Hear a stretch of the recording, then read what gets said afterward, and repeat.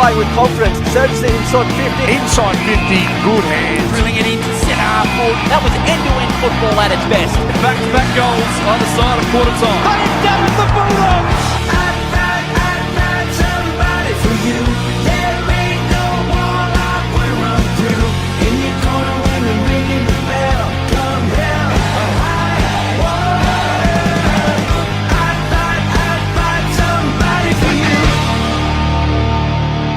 Yes, g'day Waffle fans. Welcome one and all to another edition of Around the Waffle off the back of another dramatic weekend in WAFL and WAFLW football, where the season, dare I say it, might have been turned on its head again, with so many close results and a few results that nobody did expect. This weekend of WAFL football, you could say, was so drunk Shakira's hips did lie this weekend, and no doubt we're going to break it all down for you here today on Around the Waffle. Paul Persick's my name. Great to have your company on the Around the Waffle YouTube and also your podcast service. And alongside me, this man has been in the thick of the action once again. It's a very good evening to my good man, Ethan Roth. Rothy, what a weekend of footy. Hello, Paul. Yeah, what a weekend indeed.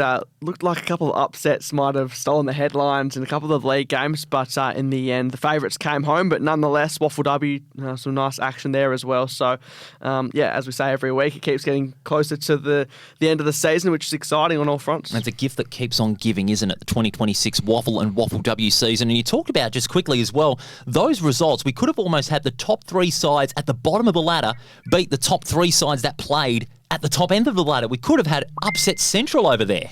Yeah, we sure could have. It looked like it was heading that way, and a couple of low-scoring games, but a high-scoring one at Leaderville as well to make the most of that. So, in the end, as we'll get into with all the games, a couple of the favourites came home in the end, but I think those teams who didn't win in the end didn't lose any admirers as well. No, you're absolutely right about that. All three WAFL games just sensational, and a few sensations in the WAFLW as well. Big show we've got this evening to recap all the action. In just a moment, we're going to have young South Fremantle forward Roan O'Hehir off the back of their come-from-behind win against Swan Districts, and James Depane, the East Fremantle footy manager and the WAFLW side of the East Fremantle Football Club, will talk to us about his role as football manager for the WAFLW team and how they've exceeded expectations in 2026. It's all thanks to our fine folks at Grant's Car Stereo, Sullivan Logistics, District Promotions and Front Row Screen Sports, and you can check out all our social content on Facebook and on Instagram as well. Well, this young man has certainly got the football world at its feet. He's only 21 years of age and he averaged a goal a game last year, and this year he's having a similarly good season. He kicked two on the weekend for South Fremantle in their 11-point win over Swan Districts. The world's the oyster for this man, Roan O'Hehir. I get my Ryans and Rowans mixed up, but Roan O'Hehir is good enough to join us here on Around the Waffle. Rowan, good evening to you, mate. Congratulations. Yeah, cheers, boys. Thanks for having me on. Great to have you on the show. This was a game that pretty much had everything, didn't it? Because Swan Districts really came at you in the first half. But what was said by Craig White at halftime that really got your guys back into your trademark South Fremantle way of playing? Oh, I think it was just going back to the basics and going back to kind of our red collar stuff, putting on the pressure, being hard at the ball, doing all those little things right, and then obviously executing as well. So, definitely gave us a little bit of a rev up, and I think we responded, and I think we maintained the effort all game. It was just a matter of execution, It must have been a frustrating third quarter, no goals scored from either team's end, but you must have been thinking in the last quarter it all happened pretty quickly there, and you were involved in two of those goals.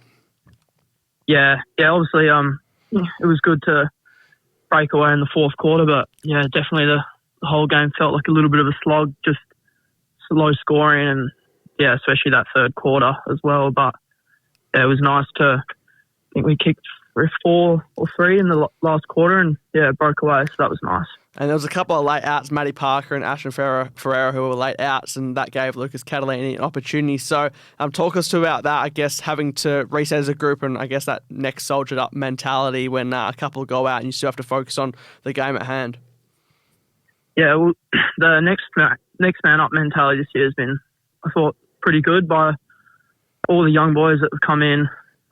They've came in and played a role and had impact, which is really good. Kata obviously came in and done a great job, and then young Max as well. Max Thomas, he actually had some good footy, had a few good moments as well in the game. So it's pretty promising when we have those younger boys coming in, and we've got full trust in them to do their role and help the team out. As a player that was part of that premiership squad last year, Roan, do you feel that, having the club lose a lot of experience, do you feel that there is a bit of a target on your back, so to speak, to perform amongst the expectations of the club? Because it has been a difficult year, to be frank, hasn't it, with a lot of games not going the way of the club and the trademark pressure of being the reigning premiers, being the target of all the other clubs in the competition. Do you ever get daunted by the pressure, or do you feel, that's just a football cliche, it's all part of it? Yeah, I think it's just all part of it. I feel like, whenever, obviously we had like a really almost perfect year last year, and everyone's going to want to try and beat us because of that. So I feel like, there's always going to be that pressure, but it's just a part of it. And I think we're learning to deal with it, and definitely teams are coming after us and stuff like that and trying to work out how we play. But I think we just got to back ourselves in at our game and know our game's good enough to beat any other team. You must be looking forward to the bye this week, a chance to reset and I guess go again for the last few rounds, and then once you hopefully lock in a final spot, can I guess launch into the back half of the year to the best of your ability. I think it's good timing. The bye will be good just to reset, have a bit of a break, and then get ready for the last 4 games to finals. So obviously you want to secure that spot and make sure we build some good form coming into September.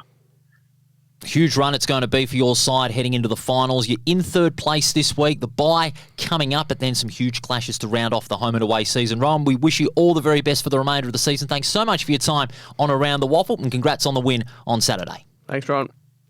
Thanks very much. Cheers. That was Roan O'Hehir, the young gun forward from South Fremantle, joining us here on Around the Waffle. Speaks quite well for a 21-year-old that's still finding his feet in the big league side, having been in a premiership last year and straight away really having to be a part of what is such a very good side, but with a lot of experience out of the 2025 side. Yeah, he's a great player, isn't he? Live wire small forward, puts on defensive pressure, and was part of that premiership last year. Had some really high raps in him coming out of Aquinas, where he was capped and was a little bit in the draft conversation. They obviously comes from a really good family, with his sister Molly being at Melbourne Demons in the AFLW, so very much runs through the family. And he's someone that South Free want to hold on for a long time. He's got talent in droves, hasn't he? And he's had another marvellous season. 2 goals he had in the win over Swan Districts, and we'll break that down in a little bit more detail right after the break here on Around the Waffle. Round 15 has come and gone, and all 3 games were nothing short of sensational. Maybe the best round of the competition. It's all thanks to the fine folks at Grant's Car Stereo, Sullivan Logistics, Front Row Screen Sport, and Grant's Car Stereo Morley. More to come on Around the Waffle right after this.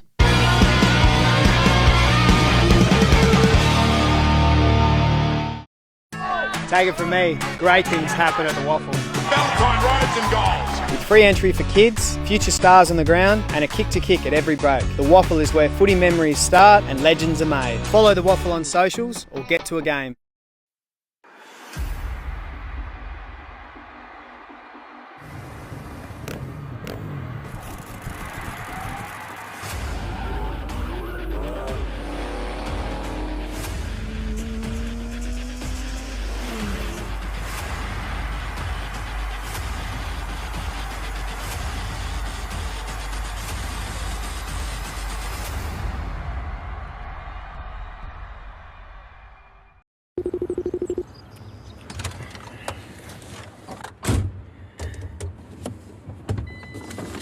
Hey Siri, how to connect Bluetooth to Mac truck? Sullivan 2, what's your position? Just a midfielder, mate. On your left. Oh, come on, get out of the way.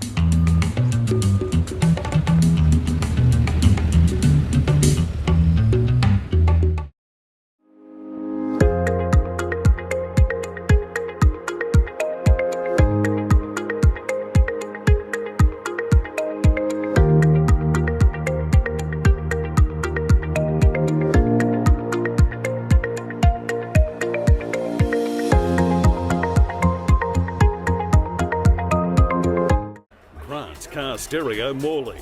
Proudly supplying and fitting quality car stereos for over 15 years. Selling top name brands like Alpine, Focal, Rockford Fosgate. From a simple upgrade to complete custom systems. Stop in and see Grant and the boys at 61 Russell Street, Morley. Or visit us online at carstereo.com.au.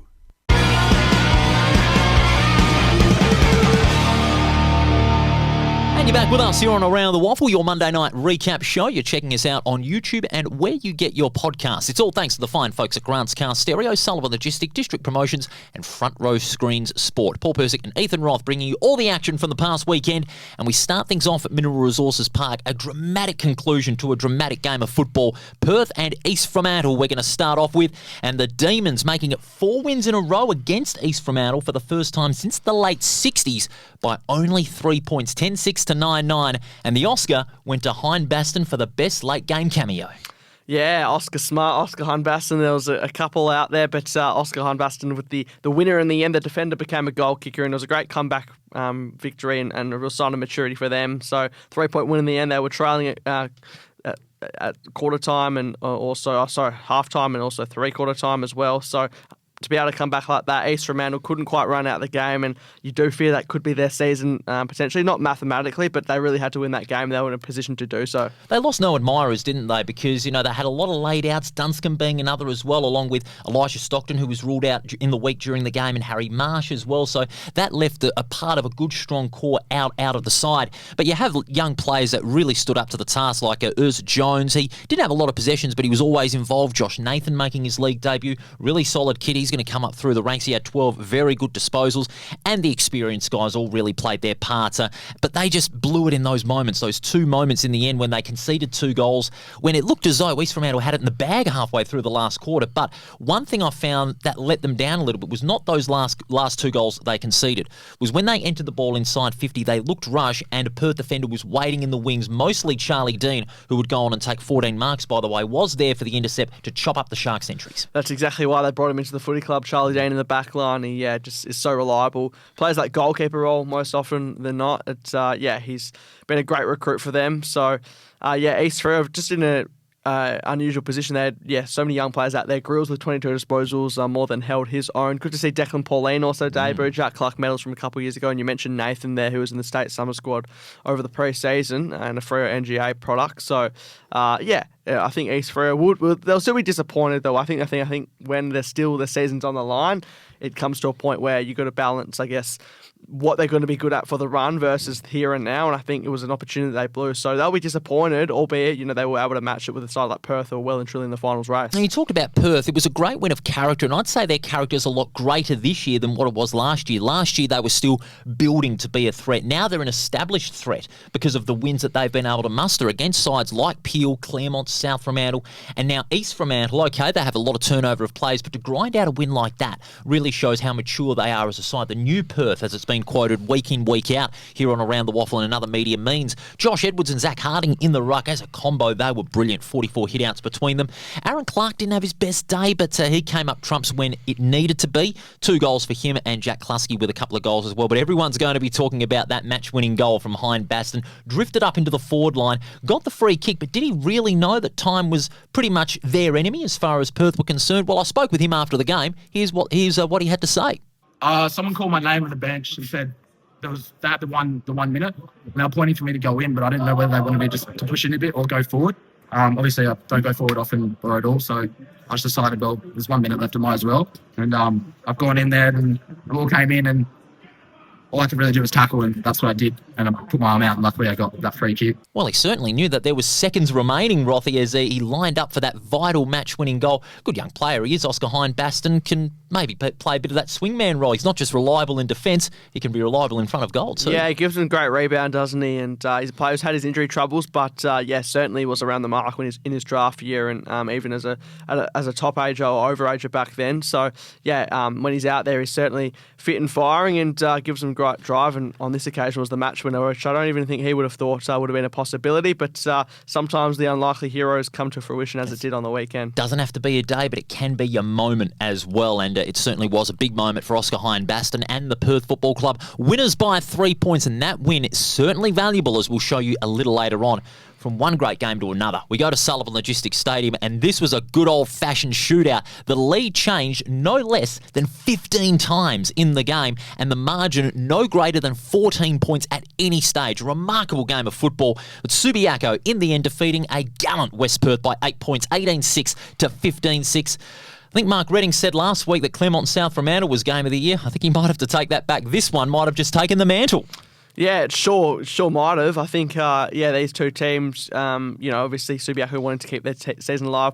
West Perth, we know they're playing for a bit of pride as the season draws to a conclusion for them. But, yeah, it was an old-fashioned shootout, that's for sure. And, it was really hard to know which way it was going throughout the whole course of the day. And, anytime both teams score over 100 points, it's going to be a tough day for defenders. Yeah, it certainly was. But it was a great game as well. That's what old-school footy is supposed to be. Plenty of goals, and there were plenty of them. 18 goals from 24 scoring shots for Subiaco. Obviously, efficiency in front of goal making the difference in the end. It was good to see Ryan Borchett back in form, back in the side, and back to his best. The Kalgoorlie native with 4 goals straight, including his 200th career goal. A marvellous performance from the full forward.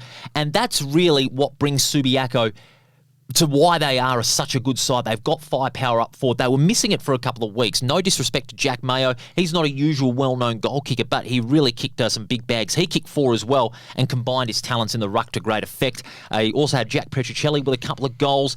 Stephen Miller, the former Claremont player who got signed before the mid-season deadline, he finished up with 3 goals as well.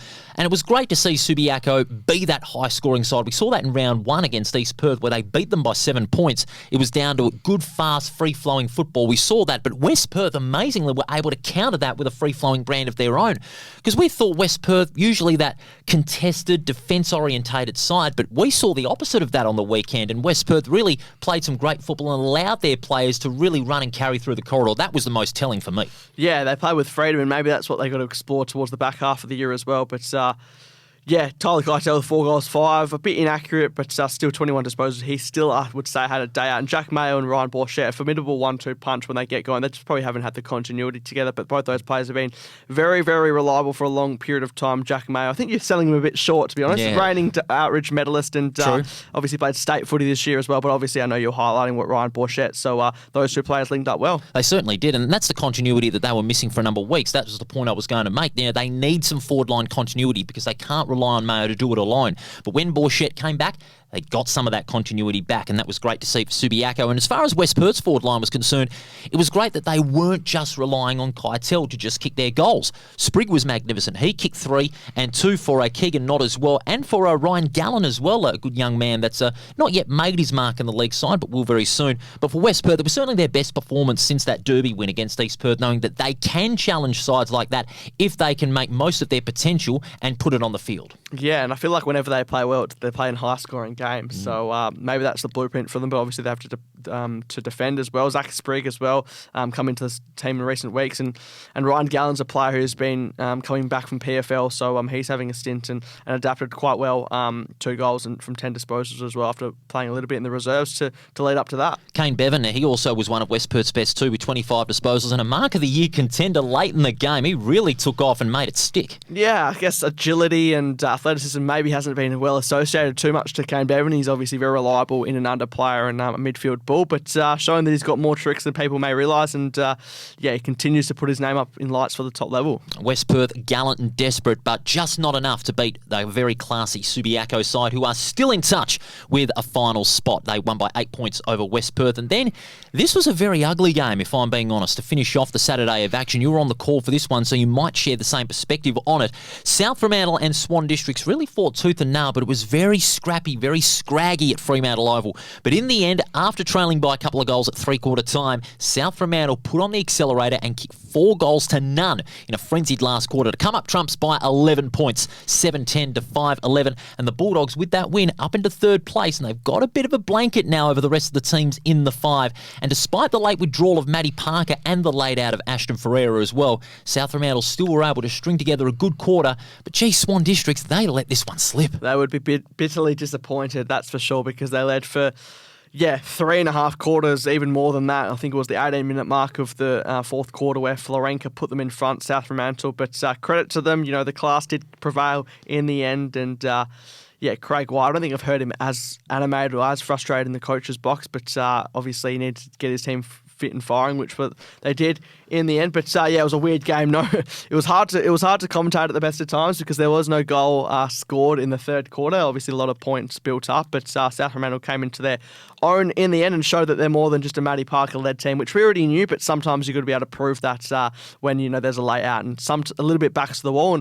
And that's the second consecutive week they've won back-to-back games by coming from behind. Obviously, they did it against Claremont as well, so they're making a little bit of a theme for it. But they don't want to continue that way too much. This might draw the eye of some South Fremantle fans, but I still think they're performing their best in one quarter. They haven't played a 4-quarter game this year, if I'm being honest, because teams are starting to work out how to play the South Fremantle way, and South Fremantle haven't been able to counter with a suitable response. Okay, they're getting the wins on the board, don't get me wrong, but I'm still concerned about that lack of spark that they've got. Think about it. They lost half of their premiership players. They lost Parker and Ferreira before the game, and they still were not able to string together 4 quarters. They had to leave it to the last quarter. And there's a lot of young kids coming up through the ranks, and they're very talented young kids, but I'm not sure if they're getting that same continuity as what they had last year. Well, it is hard when you're not expected to play, and I guess you're a late inclusion. I thought Catalani held his own, and he did. Obviously, Cooper Clark-Darren came in and kicked that banana goal to get them on the mark for this game. But I think it's just a continuity piece. Like Matty Parker's played 5 games for the year, the reigning best and fairest winner and runner-up Standover medalist. So severely disjointed year he's had. If they can, I think it's no fault of his own though. I think if they can just come together, try and find their best team towards finals, then it will suit them. But make no mistake, they're not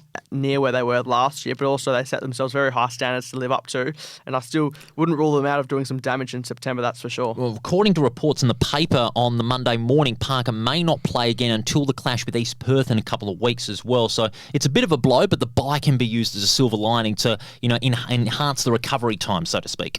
Yeah, and he was only just coming back to his best footy, wasn't he? That's 24 right, disposals and a goal in the last fortnight he was averaging. So, they're taking the cautious approach. I think that's good. They don't want to risk it too much, and they recognise that maybe it's short-term pain, long-term game for the rest of the year with Matty Parker. Big game player he is, and if South Fremantle can get that double chance, certainly he's going to be that added spark. Hamish Free, we must add, fantastic game from the Simpson medalist of last year, 42 hit-outs and 23 disposals. Swan Districts also had an injury blow with their skipper, Jesse Turner. He left the game with a hamstring injury and could miss a number of weeks. Yeah, he's been super durable, hasn't he? So we haven't really often associated injuries with Jesse Turner, but hopefully it's not a worst case scenario for him, and we can see him again this year. He was doing well as he usually does, averaging over 30 disposals this year. So hopefully he can come back. Otherwise, he's their spiritual leader. It's going to be hard to place a player of his standards, and I think, Swan District season unfortunately slipping away a little bit, and Jesse Turner adds to that, unfortunately, for their sake. And despite not kicking a goal after half-time, their midfielders didn't stop putting in the effort. It was just their opportunities that weren't taken by the forwards. That was the real disappointment. Just Josh Sepro and Chase Loftus, I thought, were terrific. Loftus a little more around the contest because his tackling, his presence around the coalface was brilliant. He had 13 tackles as a result, and not a lot of South Fremantle players could counter his pressure around the football because Loftus, he's that real nuggety sort of player that doesn't give in quite easily. He was sensational. He was. Clint Hinchcliffe with 33 disposals. I think he was on track to have 50 at one stage. He was on fire in the opening stages of the game. Sipro's continuing to add to his year. Blake Kelly had some moments. I was really impressed by Bryce Watson in a game where there was a lot of frantic pressure. He just held his own to have a lot of composure out of the back line, and I thought the likes of Anthony Stevens as well stepped up, and also Urseg and Sebastian Bright, I thought, took some terrific marks in the back half, but unfortunately they did all the work and they have nothing to show for it for Swan District. So that old saying, if you've got to play 4 quarters of footy, couldn't be any more true for them. No, you're absolutely right about that. South Fremantle, they left their best till last in the end, winning by 11 points. And after all of that, you have 11 points at the end, then you have 8 points, it takes you to 19, then you have 3 points, a combined margin of 22 in the 3 games. Another example why WAFL footy is the gift that keeps on giving this year. Absolutely, and it just shows anyone can take it up to anyone on any given day, so as the ladder will very much suggest. As we've still got 5 rounds remaining after this, the ladder as it stands after round 15, Peel Thunder still out on top, but Perth's win, it sees them only a game clear now. It's getting very interesting, along with South Fremantle who are in 3rd, Claremont dropped to 4th, 4th with the bye this past weekend, and Subiaco back into the 5. East Perth just outside it on percentage, then West Coast, Swan Districts, East Fremantle, and West Perth making up the bottom half of the ladder. Votes time, Rothy, and this one was bloody tough to poll, no doubt about that. One vote in a losing team, Kane Bevan from West Perth, just continues to show the AFL recruiters why they missed out on a real good one. 25 disposals and a Mark of the Year contender. He got busy in that midfield in that high-scoring thriller against Subiaco. In another losing team, Chase Loftus, we highlighted earlier, his pressure around the coalface was magnificent. 13 tackles. Not a lot of South Fremantle players were able to get past his presence in that game, so he got the 2 votes. 3 votes in the same game, Hamish Free in the ruck. Now, what a presence he has been. When he's at his best, he can be damaging in the middle, and he really was devastating. Over 40 hit-outs. His follow-up work has been exceptional, and that is why he was the Simpson medalist last year. He can do much more than just do that tap-out to advantage. 4 votes. He was a bit of an unsung hero for Subiaco. Jackson McGowan from Subiaco. Now, he was magnificent as well in that great performance. Plenty of work around the midfield, 32 disposals. Didn't kick a goal, but his delivery inside 50 was nothing short of brilliant, and he's good on his feet as well. Good runner across the ground. But the top gun this week, who else but Charlie Dean? He was magnificent. 14 marks and played such a key role in that last quarter. And that's why he's been at Perth. You know, they really need that extra cog in defence to accompany the likes of Hindbaston, Schlensog to an extent. He can play a bit of defence. Scoble and also the old Silver Fox, Matty Taylor. Charlie Dean complements them so well, but he takes it to another level, and that's why he's got the 5 votes this week. Yeah, and that's why he was one of the most high-profile recruits of the off-season, and why many had him as, you know, arguably the recruit of the year, which is certainly living up to the billing. Obviously played at Collingwood at the top level, so he's taking that experience down to the Perth Football Club. No doubt about it. As we go to the leaderboard, that 5-vote poll for Charlie Dean puts him into the lead, and he's on 15 votes, 4 ahead of Jack Cleaver, who is 1 ahead of Angus Scott and Bailey Rogers, and rounding out the top 5, Brendan Parfitt from Perth. And then 6th through the 10th, Lockie Tardrew and Hugh Davies, Jarvis Pena of Swan Districts, Jeremy Sharp from Peel, and Oliver Franco of the West Coast Eagles with 5 rounds remaining. Yeah, Charlie Dean getting a bit of separation there, but still very much anyone's game towards the middle part of the ladder. Speaking of the Player of the Year, we're going to have some news as far as the WAFL W Player of the Year is concerned a little bit later on here on Around the WAFL, and it's something Swan Districts fans will like very much as well. That's the WAFL component of the show done. We're going to get into the Colts report after the break and also the WAFL W round 16, and the business end is well and truly on with some dramatic results across the weekend. We'll be speaking to James Depane, the East Fremantle WAFL W football manager, to talk about his side's progress at this stage in the season and his role about a side that is really going through a big period of change over the last 12 months about East Fremantle and how they've still remained a premiership contender. This is Around the WAFL, thanks to the fine folks at Grants Car Stereo, Sullivan Logistics, Front Row Screens and District Promotions. More to come right after this.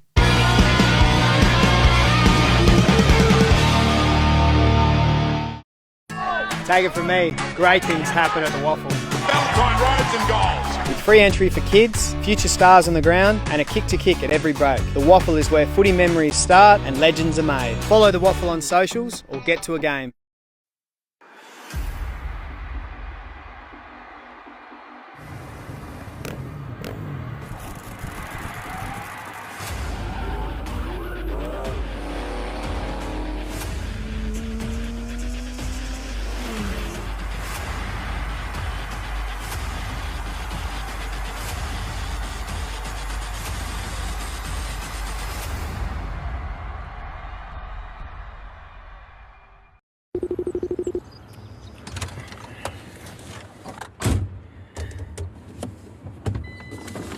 Hey Siri, how to connect Bluetooth to Mac truck? Sullivan 2, what's your position? Just a midfielder, mate. On your left. Oh, come on, get out of the way.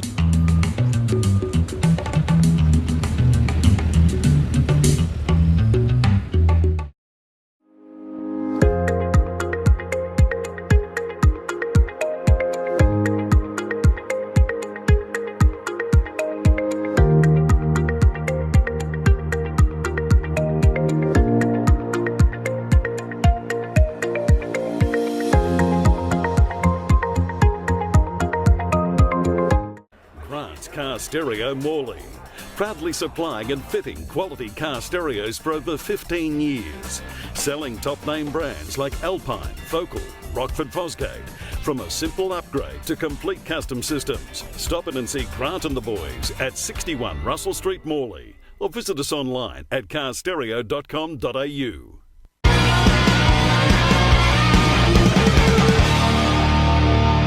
And you're back with us here on Around the Waffle. Paul Persick and Ethan Roth bringing you all the action from the past weekend. You can check us out on YouTube and where you get your podcasts, and on our socials, Facebook and Instagram. We've got the Colts report up now, Rothy, and another big weekend of Waffle Colts football, and the competition really starting to take shape as far as the 5 is concerned. Yeah, South Fremantle with a comprehensive win. They keep on doing their thing. Last year's runner-up over Swan Districts, 15-16, 4-7 in the end, and they had a stack of contributors. Cam Maynard coming back from state 18s, kicking 3 goals. Also, Chase Van Hook, the co-captain, continues to lead the way with 29 disposals and 2 goals. So, yeah, they're very much looking on par with what they did last year, and Matty Rogers' side trying to go one better.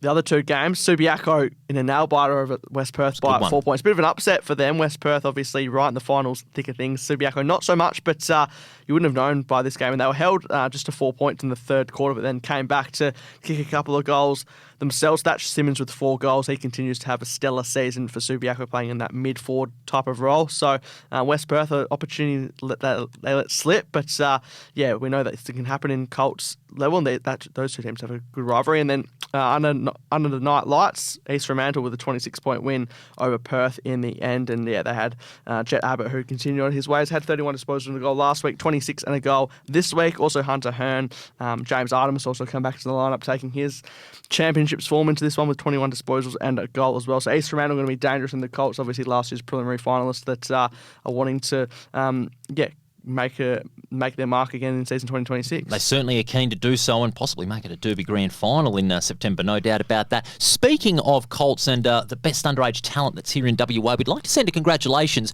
to the Under-16 WA team who took out the Under-16 championship for the first time in almost a decade, Rothy. Yeah, they sure did. 2017 was the last time that they did that. So, yeah, they did it for the state there, and Troy Warner became Kevin Sheehan medalist, was the best player in the country for the first time in 12 years. So Sam Petrovsky-Seaton, former Carlton and West Coast player, was the last to do that, and continues the Warner name, the legacy in the family. So aiming to become the third of the family to go on in 2028. He'll be eligible for the draft. Amazing talent in that family. A job well done to him and to all of the WA Under-16s taking out the championship this past weekend. Well done, fellas. A job well done. Let's get into some Waffle W. Great Colts report, by the way, Rothy. Time for some Waffle W. East Fremantle, they not only tasted victory over Peel Thunder this past weekend, but they also keep on keeping on in the midst of all the change and drama that has gone on at the East Fremantle Football Club in the last 12 months. James Depane has taken on the role as footy manager in the Waffle W side of things, and his team's going along very nicely indeed in the top 4, and he's good enough to join us here on Around the Waffle. James, g'day, mate. G'day, Paul. How are you, mate? Going very well. Great to have you on the program. Thanks so much for your time. Talk about, first of all, your role behind the scenes as footy manager of the Waffle W. Was the pressure at first daunting because, you know, you've come into a team that has undergone a lot of change in the last 12 months, or did you feel that you were going to have a way out of this and find East Fremantle to be a number 1 contender again as far as a premiership is concerned? Were you expecting something like that? Look, I came in on the eve of, 2 weeks prior to round 1, and obviously that round 1 result wasn't ideal to kind of start my career path in footy management. But I suppose from my perspective was around, I guess, creating a set of standards, and I guess that was the first thing I sort of wanted to come in and look to try and change, and we really stripped back the program. We really tried to get the players to just purely focus on footy alone.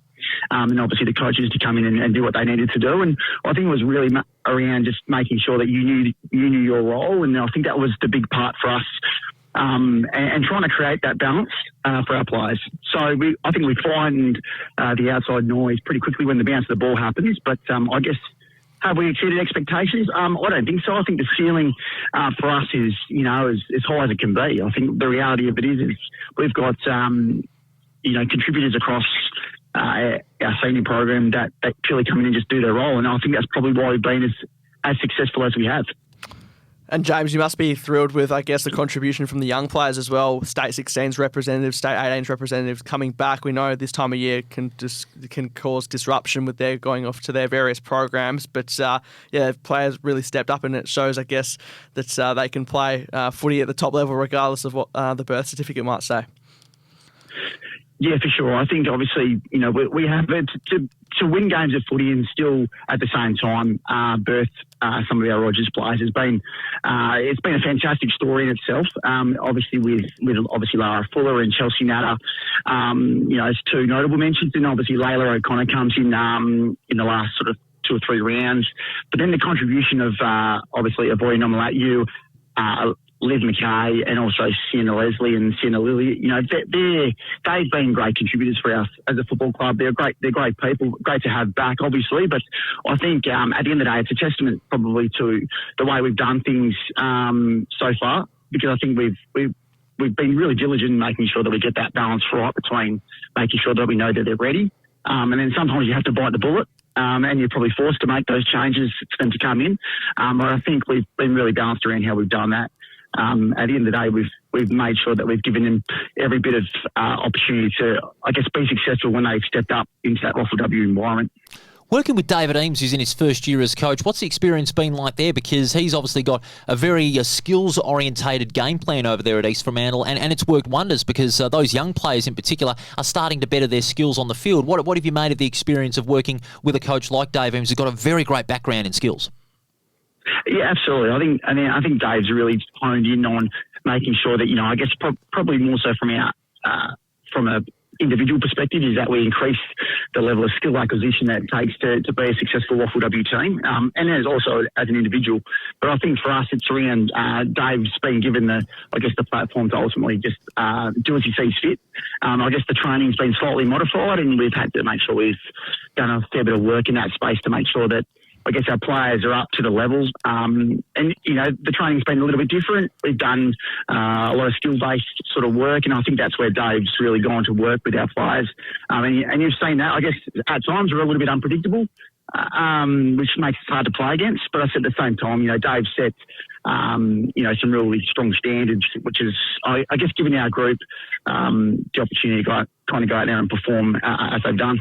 And Perth this week, round 17, I know the old 1 week at a time gets thrown around, but you really want to cement your spot in the finals. A win this weekend would guarantee that against Perth, who are looking to keep their own season alive. And I guess you don't want to be coming down to the last game against West Perth. You ideally want to, I guess, bank the win now.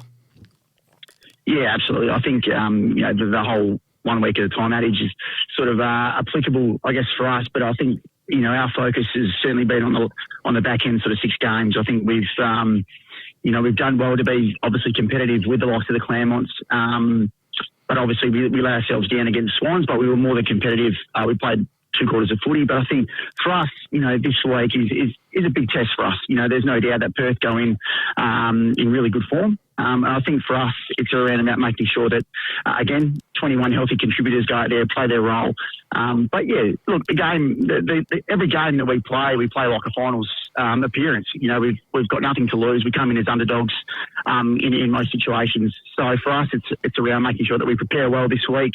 Make sure it's a quick turnaround from Peel, and then we go in full force on Saturday and hopefully can get a win. Big game that is on Saturday against the Demons. An early finals clash, you would say, but as that old adage goes, 1 game at a time can be applicable in this case. But you've got a great side. You're doing a wonderful job over there at the footy manager's role at the East Fremantle Football Club. Thanks for your time, James. All the very best for the rest of the season in your push towards the finals. Thanks, James. No worries. Thanks, Ross.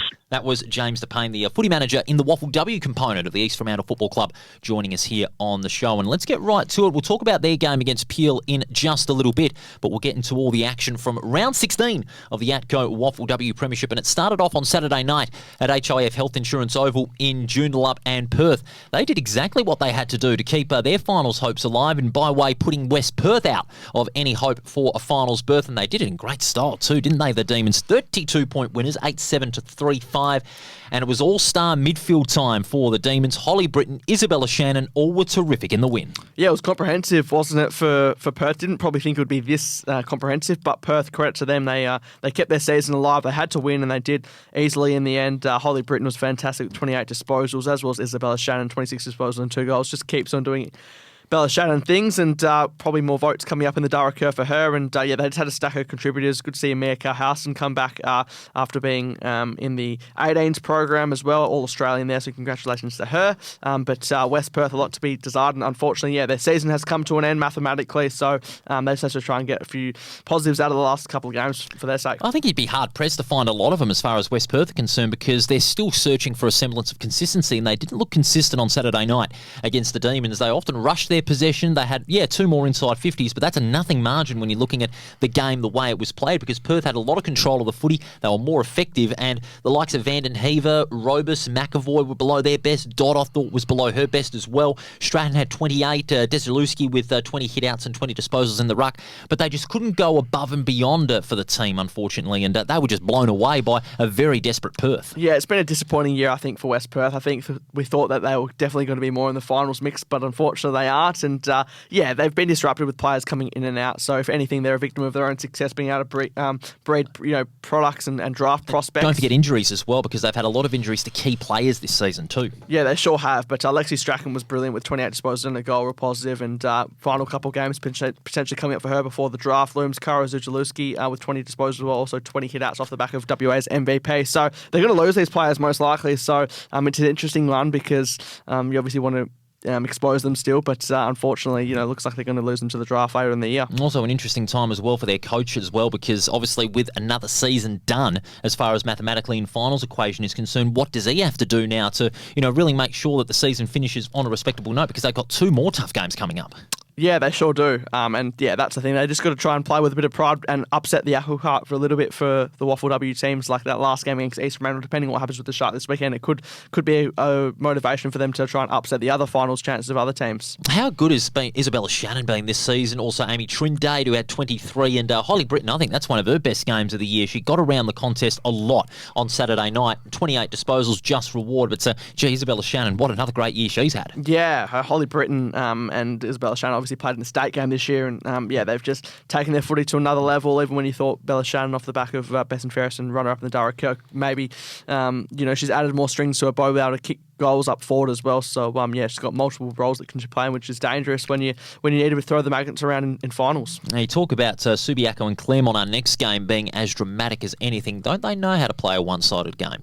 Well, this was no exception on Sunday. 1 point the margin in favour of Subiaco, 5-2 to 4-7, and their first win in 4 years, Rothy. A long time to break a hoodoo like that.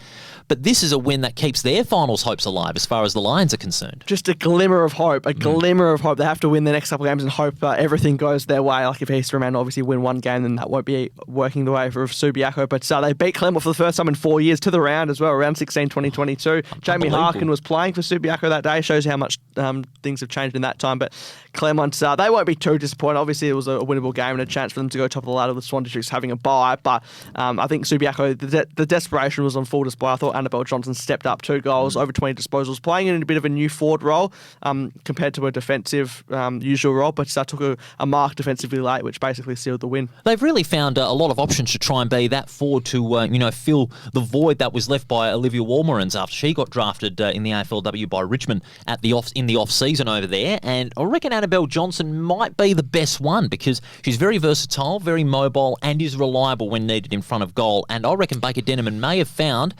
his new key forward. She certainly puts her body on the line, obviously coming from Geelong and West Coast AFLW program, so it's much needed experience. And interesting to see what they do in the final couple of games, and if they keep her up forward or if that was just more of a short-term thing. Gives good support there to Courtney Lingren, who's obviously been a lone hand as far as key position players go in the Subiaco lineup. We spoke with Matilda Hunsman as well on Thursday with Mark Reddings before the game, and she was expecting a tougher Claremont. She certainly got that, but credit to her, she held her own in the ruck. 46 hit-outs to go with her 14 disposals. She really has been in form in that position as far as the WAFLW season is concerned. Very versatile, but also puts her body on the line as well. She's one of those key rucks that can do it all. She had great support on the on-ball division. Hayley Bullis with 24. Also, Jamie Harkin, once again, she played another good game with 21. And Jacinta Valentini almost goes under the radar a lot week in, week out, but her 23 disposals of great service. Yeah, and she had 26 the prior week as well, so building into the season very nicely. But yeah, you mentioned husband there. Matthews was in the ruck. Had some nice moments, the young ruck as well. Beck Anderson, it was an interesting one-on-one duel with Dana Lee. I thought Lee probably got the better of her at the full-back position. Anderson kicked one goal, and anytime you do that for the second leading player in the Joanne Huggins medal race, then you're going to be in with a chance. So I thought Beck Anderson might have kicked a goal late to seal it. It was only a couple of metres that she needed to get on the end of a tough shot from the boundary. But yeah, Subiaco, the desperation came to the forefront. I reckon that would have been the messaging at three-quarter time. Your season's on the line here. It's now or never. Can't be too critical of Claremont with this defeat, because that was obviously a game that they were expected to have against Subiaco side, as you mentioned, season on the line. Desperate times call for desperate measures, that old adage, but you've really got to take your opportunities, and I don't think they did after half-time, because they only kicked one goal after the long break, and obviously a semblance of consistency is there, but when those games came about, you talk about Subiaco, East Fremantle as well, they haven't been able to string wins as well. Look at their results. Their wins haven't been as dominant as far as margin is concerned, so they haven't been able to put opponents away. That's my only concern for the Tigers. Yeah, they had won 8 games in a row though, so you can't be too critical. And I think they came out of halftime kicking that goal within the first 30 seconds. Amy Evans, right from the centre clearance. But yeah, Claremont, obviously could have gone top of the ladder. They let Swan Districts sort of back into it, and from the minor premiership, obviously they're going to finish top 2 either way. But I think their best footy still to come. They'd like to think. They'll know certainly that Swan Districts will be meeting them in the finals, but it's all about how they can prepare themselves for it. That'll be my key to look at Claremont for the last 2 weeks of the home and away season.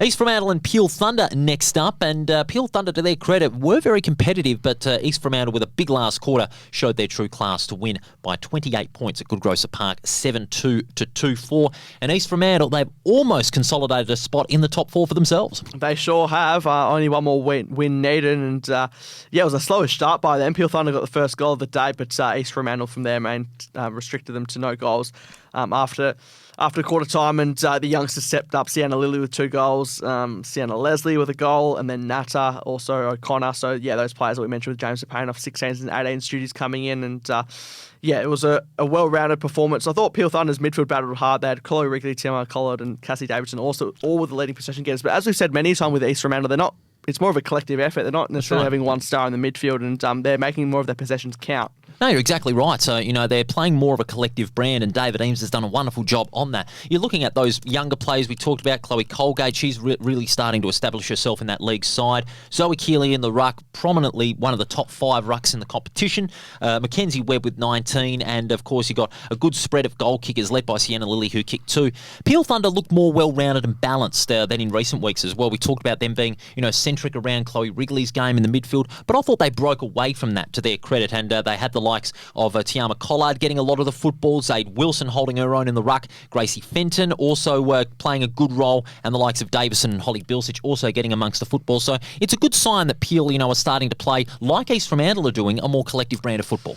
They are, and I guess it's a tough time. Like, they're probably limping a little bit to the finish line, and they're still searching for their first win of the year, which hopefully for their sake can come in the last couple of rounds. They can upset a little bit of the rest of the team's hopes. But they weren't completely blown out of the water compared to some of their previous losses as well. But East Fremantle just did enough in what they needed to do in the end. And so did South Fremantle as well in our final game of round 16 down at Fremantle Oval, and quite comfortably as well overrun East Perth, to be fair. 48 points the margin, 9-8 to 2-2. South Fremantle, they just keep on keeping on at the business end, and with, of course, Pia Folletti guiding them through, they've almost consolidated the spot in the 4 as well. Yeah, this game against Subiaco coming up is going to be almost a little final in itself. But as far as this one before that, dominant display in the end. Both teams were pretty accurate, South Freo and East Perth, but it was Kiana Lee off the back of 6 goals in her first outing, backed up with a couple there. And again, similarly with East Fremantle, South Fremantle didn't have sort of one star standout. It was a key contribution from the likes of Talia Mulder. Good to see Hannah Burt come back in recent weeks as well after a long while out. Ash Gomes had her moments as well, and up forward, as I mentioned, Lee with a couple. Also Jess Watts as well in her second year at the club, and Pommer's back just keeps on doing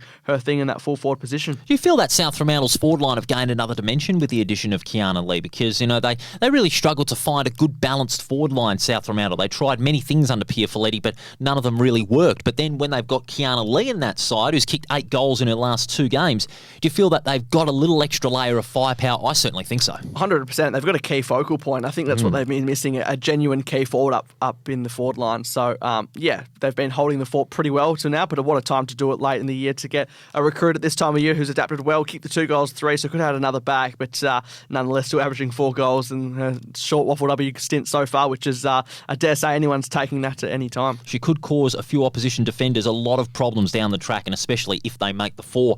East Perth, they relied solely on Cara Spryland. She had 27 disposals. Brooke Edwards, again, was very valuable on the ruck, held her own against Kate Newson, who overwhelmingly got the better of her in the ruck, 39 hitouts to 20.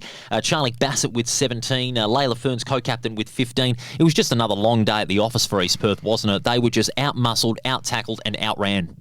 Sure was, but they have to set themselves for the derby against West Perth, and they'll try and back themselves to cause a little bit of an upset in round 17. So East Perth, similarly to Peel Thunder, they're probably just wanting the finish line to come, but at least they've had the couple of wins this year, no doubt. They certainly have. Now we go to the ladder after 16 rounds of competition, 2 rounds to go before the finals. What we know right now is Swan Districts and Claremont will finish first and second, one way or the other, and they'll meet in the major semi-final. But of course, it's 3rd and 4th places that are still up for grabs. East Fremantle and South Fremantle make up the 4. Outside the 4, Perth and Subiaco, then West Perth put a line through them, along with East Perth and Peel Thunder. Okay, Rothy, time for the votes. Yes, the votes for round 16. So 1 vote for Subiaco. Won't say it on the stat sheet, but Dana Lee, I thought she shut down Beck Anderson really well to keep her to 1 goal. And to be fair, she does it week in, week out, playing on that last line of defence for Subiaco. She gets the 1 vote. Chloe Rickley for Peel Thunder, 32 disposals, continues to carry that midfield on her shoulders as well. So just needs a bit more support going forward for her. But 2 votes for Chloe Rickley. Lexi Strachan from West Perth gets the 3 votes. Probably going to be a final few weeks, you'd have to say, in the WAFL W as the AFLW draft does loom, and she's doing her chances no harm off the back of the 18s duty. She gets the 3 votes with 28 disposals, also hitting the scoreboard. Isabella Shannon with 4 votes from Perth just keeps doing her thing, hits the scoreboard, gets high possessions, and going to be a really, really tough play to shut down for East Fremantle come Saturday. But the 5 votes, the difference for me in the end in the Subiaco versus Claremont game, shifted up forward, which potentially caught Claremont off guard. Annabelle Johnson, over 20 disposals, 2 goals in the end, and set up another goal as well to Eva Popovsky, which ended up being the winner in the end. She certainly was the difference in those clutch stages in that 1-point win against Claremont. So Annabelle Johnson, the top gun for this week. Now, of course, as we know, Jamie Henry sealed the award a couple of weeks ago, but where do the other places within the 10 lay? Yeah, that 4-vote game places Isabella Shannon up into 2nd position. So last year's runner-up in the Dara Kerr medalists in a similar position around the WAFL W Player of the Year. Paige Shepherd up to 15, who had a solid competition again on Sunday. Juliet Kelly, 14. She won't feature again after being picked up by Adelaide. Jamie Harkin on 12 votes. Talia Mulder on 11, as is Crystal Petrevsky, last year's winner. Chloe Wrigley, she's up to 8 votes. Of course, was suspended earlier in the year. Noah McNaughton on about 8 votes as well from earlier on, being picked up by Fremantle. And Sabrina McKinnon for West Perth on 7 votes to round out the top 10. Great work as always with the votes, Rothy. Speaking of Thursday, we're heading on location. Our preview show this week will be from Stillball Oval in Bassendean, because we'll be officially presenting the WAFL W Player of the Year medal to Jamie Henry at the Swan Districts Football Club during the show. So keep your eyes and ears peeled for that as well. We'll take a quick break and we'll wrap up with the top 3 plays of the week, the highlights of the week here on Around the Waffle. So don't go anywhere, more to come.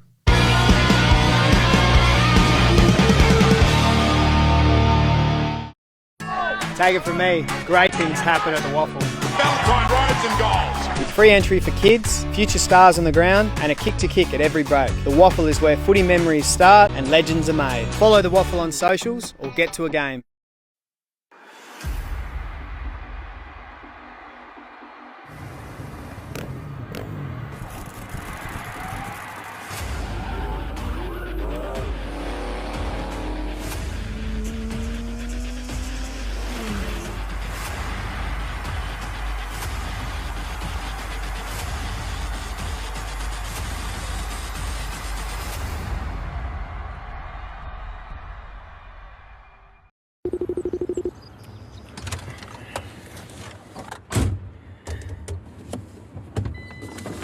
Hey Siri, how to connect Bluetooth to Mac truck? Sullivan 2, what's your position? Just a midfielder, mate. On your left. Oh, come on, get out of the way.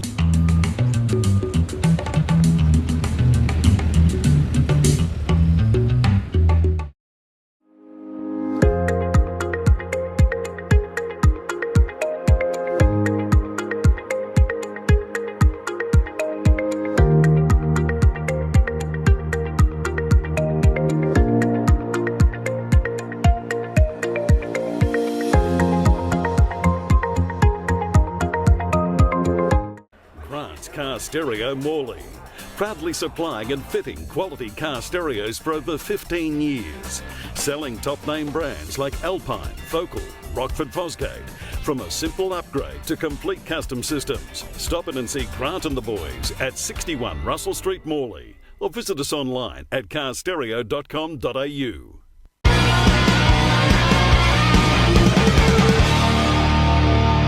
And you're back with us here on Around the Waffle. Paul Persick and Ethan Roth with you. Thanks to Grant's Car Stereo, District Promotion, Sullivan Logistics and Front Row Screen Sport. We're going to wrap up this week's recap show, Rothy, with the top 3 plays of the week, the highlights of the highlights. And let's go to number 3, Colts game, South Fremantle, Cameron Maynard.